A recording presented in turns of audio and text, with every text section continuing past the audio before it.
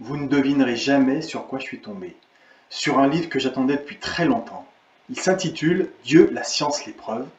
Et dans ce livre, les auteurs, Olivier Bonassi, un polytechnicien, et Michel-Yves Bolloré, un ingénieur en informatique, mènent une sorte d'enquête pour savoir quel est le plus rationnel, soit de croire en Dieu, soit de ne pas y croire.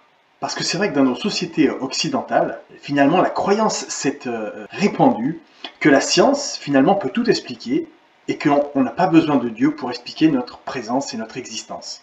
Mais dans ce livre, les auteurs, finalement, récapitulent des grandes découvertes qui ont été faites dans les, disons, 100 dernières années et qui ont complètement renversé cette croyance. On pourrait commencer par une des plus importantes d'entre elles, qui est que manifestement, l'univers a eu un commencement absolu, qui est hors du temps, hors de la matière, hors de l'espace. Et clairement, la cause d'un tel commencement, eh bien, il est naturel de l'appeler Dieu.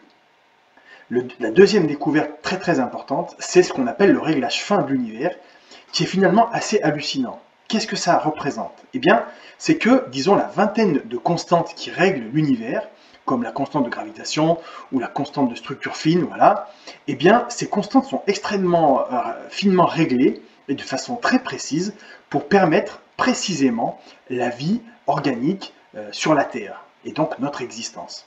Pour comprendre ça, eh bien, il est rationnel de croire que ce réglage a été fait par un être intelligent.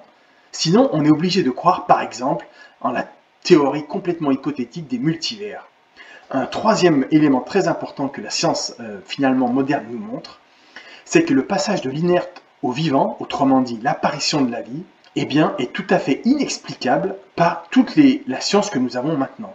Nous ne connaissons aucun moyen, par toute la science que l'on a maintenant, pour expliquer l'apparition de quelque chose d'aussi phénoménal, d'aussi extraordinaire que la moindre bactérie. Bref, l'apparition de l'univers et de la vie requiert manifestement l'existence de Dieu. Dans ce livre, les auteurs apportent également d'autres types de preuves.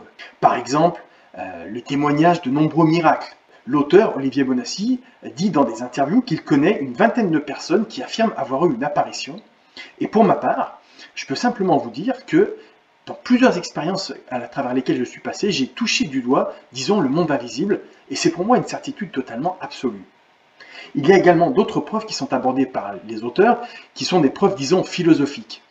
Et il y a avec tout un tas de raisonnements tout à fait intéressants. Bref, au bout du compte, à la fin de ce livre, on est bien, j'ai envie de dire, poussé à comprendre, à croire en l'existence de Dieu, et c'est tout à fait formidable.